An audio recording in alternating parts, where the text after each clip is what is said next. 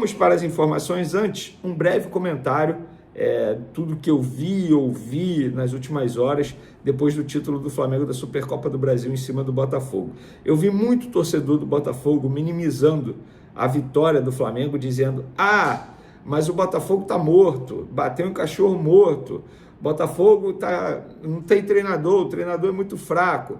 Gente, eu entendo isso tudo e eu falei isso aqui a semana inteira, que para mim o Flamengo era o grande favorito. Falei até placar 2-0 Flamengo. Não achei justo o gol que o Botafogo fez, mas enfim, eu já imaginava que o Flamengo fosse vencer. Só não imaginava que seria da forma que foi, porque foi um massacre, foi um amasso. O placar é totalmente mentiroso, 3-1 é mentiroso. Poderia ser 4-0, até mesmo 5-0. O Flamengo amassou o Botafogo, mas o Flamengo amassou o Botafogo porque o Flamengo soube amassar o Botafogo.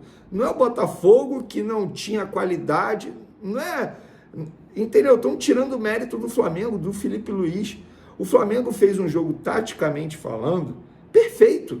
Individualmente também, porque eu não consigo criticar a atuação de ninguém. Para mim, todos os jogadores que entraram em campo foram bem. Aí, quando o Botafogo empatou ou venceu o Fluminense, confesso que eu não lembro agora o placar, todo mundo falou da memória tática, inclusive eu, porque tem memória tática.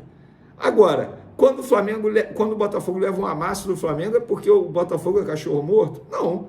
O Flamengo fez um amasso no Botafogo, méritos do Flamengo, méritos do Felipe Luiz, que estudou o adversário.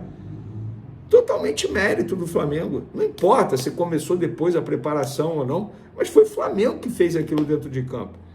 Porque parece que o Flamengo só atuou daquele jeito por ser um Botafogo que está passando por uma reformulação. Nananina, não.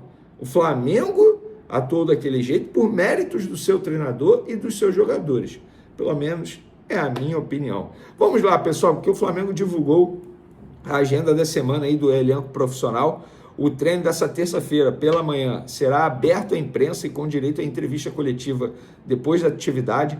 Na quarta, o Flamengo encara a Portuguesa, tá? Jogo em Uberlândia.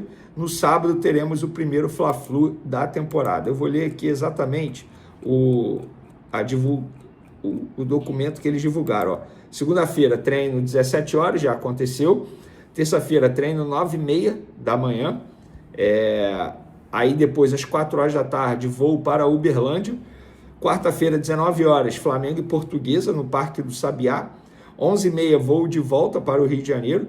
Quinta-feira, treino 17 horas.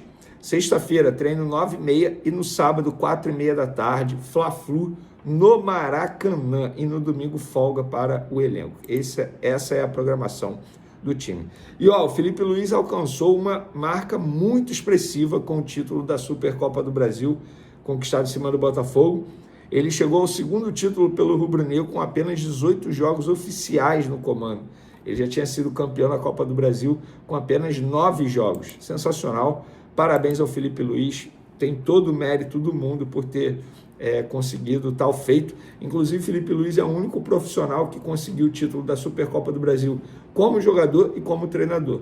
Ambos pelo Flamengo, obviamente. E por falar em Flamengo, o Flamengo comemorou aí nas redes sociais a marca de 11 milhões de seguidores no X, ou Twitter, como quer você queira chamar aí. É uma marca muito significativa. O Flamengo é enorme nas redes sociais. Além de ter uma torcida muito grande, é uma torcida extremamente engajada nas redes sociais. A famosa FlaTT. Amigo, não tem jeito. A FlaTT é enorme e ela tem força sim lá no Twitter. Uma informação do meu amigo Flazoeiro, parceiro Flazoeiro, ele botou nas redes sociais. No jogo de ontem, Gerson pediu para imprimir no vestiário a foto dos torcedores do Flamengo que viajaram 12 horas de barco. Cara, e a foto é porque não dá para eu colocar a foto aqui. Confesso que eu não lembro qual foi o jornalista ou a jornalista que divulgou, mas enfim, os caras dormindo em rede, no barco. Sensacional a foto. O Gerson é um baita líder. Inclusive tem uma frase, cara, que eu até postei nas minhas redes sociais, e eu faço questão de ler aqui, porque ele foi questionado depois em uma entrevista ao Sport TV sobre a pressão de conquistar mais um título com a camisa do Flamengo. Pressão é um pai de família que sai 3 horas da manhã para sustentar a família. Isso aqui para mim é um privilégio. É isso, cara. Sensacional. Inclusive essa frase me lembra muito o que o Emerson Sheik fala quando ele chegou à final da Libertadores com a camisa do Corinthians. enfim, conquistou o título, sendo peça importantíssima. E o Sheik teve uma ótima passagem pelo Flamengo, um cara sensacional também. Já tive a oportunidade de fazer programa com ele. O cara, ó, parabéns ao Sheik pelo ser humano que ele é. Mas, enfim, ele fala que pressão não.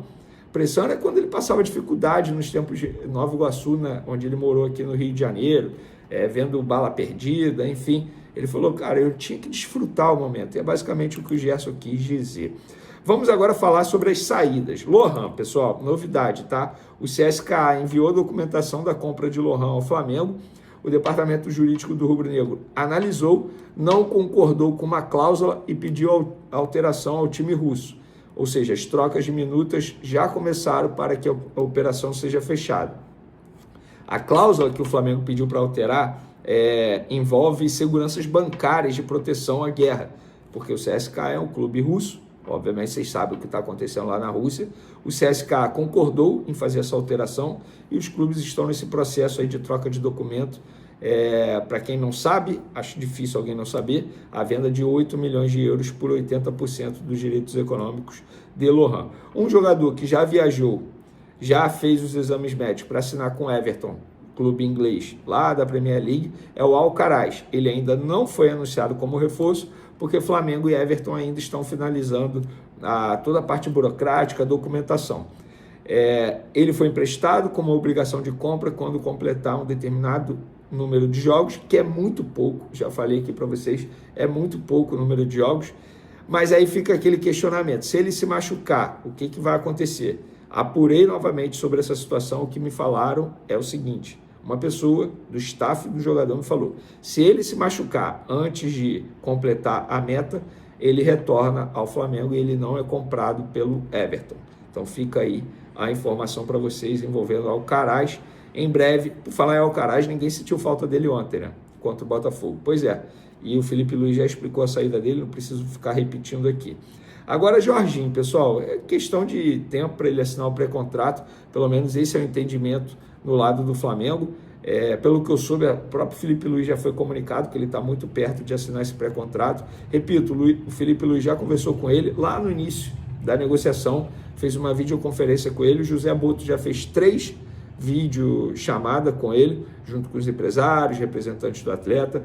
Então, o Flamengo espera essa assinatura aí de pré-contrato. E a ideia, eu não duvido nada do Flamengo divulgar nas redes sociais que assinou um pré-contrato com o Jorginho, teoricamente para forçar uma liberação imediata do Arsenal, o que é muito pouco provável de acontecer. O próprio Arteta, o técnico do Arsenal, disse que não quer liberar, porque o elenco já está curto, tem muitas lesões, mas a semana começa bem decisiva para o Flamengo fora das 4 linhas. Eu acho a contratação do Jorginho sensacional, e o Jorginho ele chega para suprir a saída do Alcaraz no ponto de vista financeiro, tá? Não no ponto de vista dentro de campo. As funções serão totalmente diferentes. O entendimento da comissão técnica é que o Jorginho chega para fazer uma função totalmente diferente daquilo que o Alcaraz poderia fazer, embora o Alcaraz estivesse rodando bastante, fazendo várias funções. O Jorginho vem para ser um volante mesmo, um camisa 5, digamos assim. O Alcaraz ele não era um camisa 5 propriamente dito. Então, ele chega para suprir a saída do Alcaraz na folha salarial, mas função dentro de campo serão jogadores com funções totalmente diferentes. Isso não é a minha visão, é a visão da comissão técnica e também da diretoria do Flamengo. Beleza, galera? Espero que vocês tenham gostado. Uma ótima semana a todos. Tamo junto. Beijo, forte abraço. Fui!